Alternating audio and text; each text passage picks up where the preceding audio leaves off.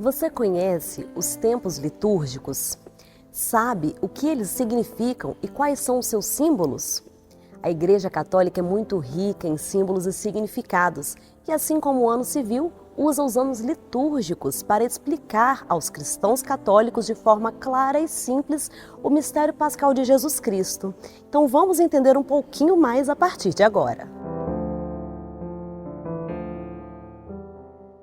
Então, para entender melhor um pouco sobre esse assunto, nós vamos conversar hoje com o Padre Rodrigo Chagas. Ele é coordenador da Comissão de Liturgia e Ministérios da Arquidiocese de Vitória. O que é o tempo litúrgico?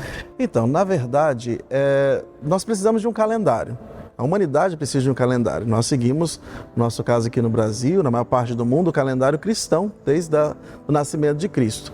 A igreja não é diferente. Nós também precisamos de um calendário. Então, esse calendário que já surgiu desde o início da igreja, onde o centro do calendário é a Páscoa, que vai também, como nós somos a partir dos judeus, nós seguimos o calendário também da lua dos judeus.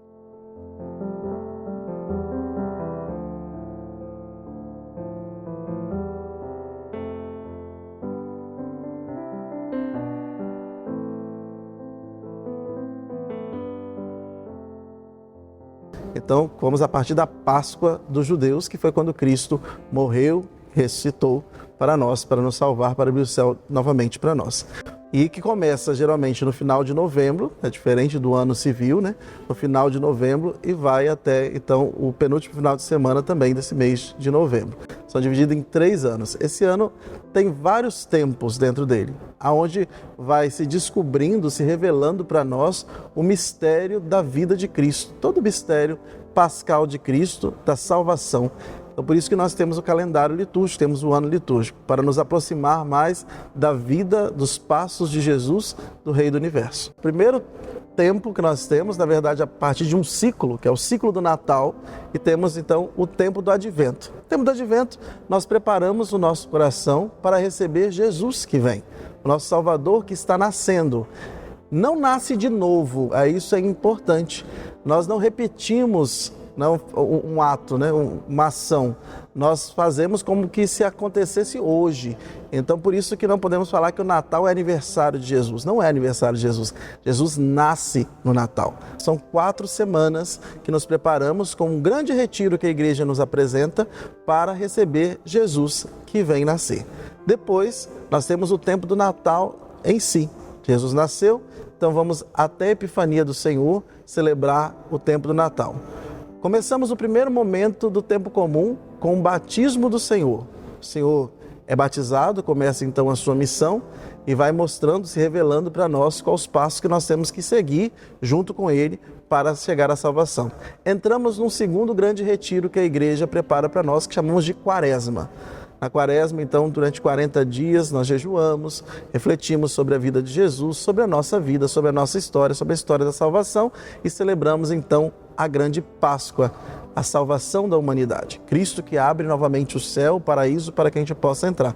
Ele morre, ressuscita e abre de novo o céu para nós. Passamos por um tempo da Páscoa, encerramos o tempo da Páscoa com o tempo de Pentecostes. E voltamos depois de Pentecostes para o tempo comum, que vamos até o 35º domingo do tempo comum, que celebramos a festa de Cristo, Rei do Universo. Padre, então esse tempo litúrgico também ele é dividido em anos. A gente pode dizer assim, né? Ano A, ano B, ano C. O que isso significa? Nós temos 4 evangelistas, Mateus, Marcos, Lucas e João. Os 3 evangelistas sinóticos, que é Mateus, Marcos e Lucas, eles são distribuídos em 3 anos. Então, durante 3 anos, a gente estuda cada ano um desses evangelistas. O ano A, por exemplo, nós estudamos o evangelista Mateus. O ano B, o evangelista Marcos. E o ano C, o evangelista Lucas. A igreja coloca João nas festas. Então vocês vão ver nas festas de santos, nas principais festas da igreja, nas solenidades, aí vai estar o evangelista João trazendo uma teologia um pouco diferente dos outros evangelistas sinóticos. Com isso, nós passamos pela maioria da Bíblia. Se você for participar das missas todos os dias, durante os 3 anos, você vai conseguir ouvir a proclamação na maior parte da Sagrada Escritura, com essa divisão dos 3 anos, mas também a divisão semanal da liturgia. Existem símbolos também, né, padre? Existem símbolos que representam esse ano litúrgico para que os cristãos possam compreender também o momento que a gente está vivendo ali na Santa Missa. Exatamente. Para começar o ano litúrgico, nós temos um símbolo muito importante, a coroa do Advento. O principal símbolo que nós temos no tempo do Advento é a coroa do Advento. É uma coroa de flores naturais, com plantas naturais, lembrando que a liturgia nós não podemos usar nada artificial, sempre tem que ser natural. Então com flores naturais e 4 velas. Cada domingo nós acendemos uma vela, porque a luz, que é Jesus, está para nascer, está para vir. Então cada dia que vai chegando mais próximo do Senhor chegar para nós, nascer para nós, a luz vai ficando mais acesa, mais clara. Então, cada domingo acendemos uma vela. Depois, nós temos no tempo do Natal o próprio presépio. O próprio presépio que é um dos principais símbolos que nós temos ali, Jesus na manjedoura, que já vem como alimento, se colocando como alimento para nós. Então, o presépio é o principal símbolo do Natal. O tempo comum é um tempo onde nós vamos celebrar a nossa vida, a nossa história, os nossos padroeiros. Então, esses símbolos acabam se remetendo ao nosso dia a dia, à nossa vida. Quaresma, um tempo de conversão, então a cor, depois nós vamos falar um pouco mais da cor, mas a cor roxa, ela se destaca muito justamente para ter esse recolhimento, essa penitência. Na Páscoa nós temos também o Círio Pascal, que é aceso, a luz de Cristo, aquela mesmo que nós começamos a acender lá na coroa do Advento, esse Cristo que vem nos iluminar, agora definitivamente com a ressurreição, com o Círio Pascal, ele vem nos iluminar, trazendo para nós o caminho para a salvação. E depois a Pentecostes, que é o Espírito Santo, então a cor vermelha, ela simboliza justamente isso, a vinda do Espírito Santo em línguas de fogo, que vai então inflamar a sua igreja, dar um ânimo à sua igreja, como se fosse um combustível mesmo, para que a gente possa continuar no tempo comum. Padre, então como o senhor comentou, né? Cada tempo litúrgico ele tem uma cor, né? Quais são essas cores? O que elas estão representando? Isso mesmo. Cada tempo tem a sua cor justamente para marcar o tempo. Primeiro que nós temos é então o Advento. Advento nós usamos a cor roxa. Como eu falei, é um retiro. Então nós, assim como a Quaresma também um momento penitencial, o Advento também ele começa com esse momento penitencial, a gente preparando o nosso coração para Jesus que vem nascer.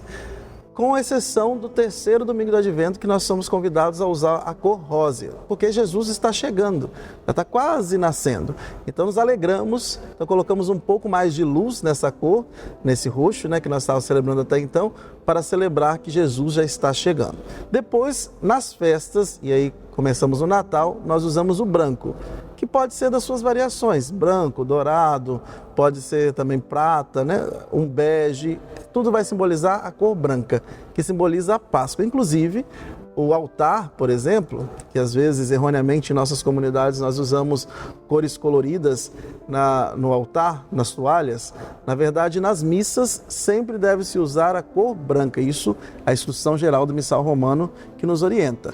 A cor sempre tem que estar branca, como nós estamos vendo aqui no altar da catedral. Sempre ela está com uma toalha branca, porque o altar sempre celebra a Páscoa. O que vai mudar então nessas cores são as vestes, os paramentos do sacerdote, do diácono, do ministro ordenado. No tempo comum, o verde nos remete à esperança. Então, a esperança de um mundo melhor, da salvação que está vindo, de caminhar junto com Cristo para o seu reino. Por isso usamos o verde. Entramos na Quaresma novamente com o roxo e depois no 4º domingo da Quaresma, vamos com a mesma dinâmica lá do Advento. Jesus está para ressuscitar.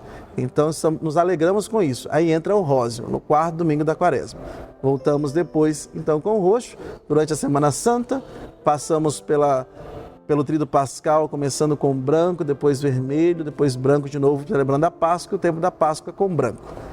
Terminamos o tempo pascal, então, com a solenidade de Pentecostes, com vermelho, simbolizando as chamas de fogo, as línguas de fogo que vieram a partir do Espírito Santo para inundar, para inflamar a igreja e nos dar ânimo para continuar. Voltamos ao tempo comum com o verde novamente.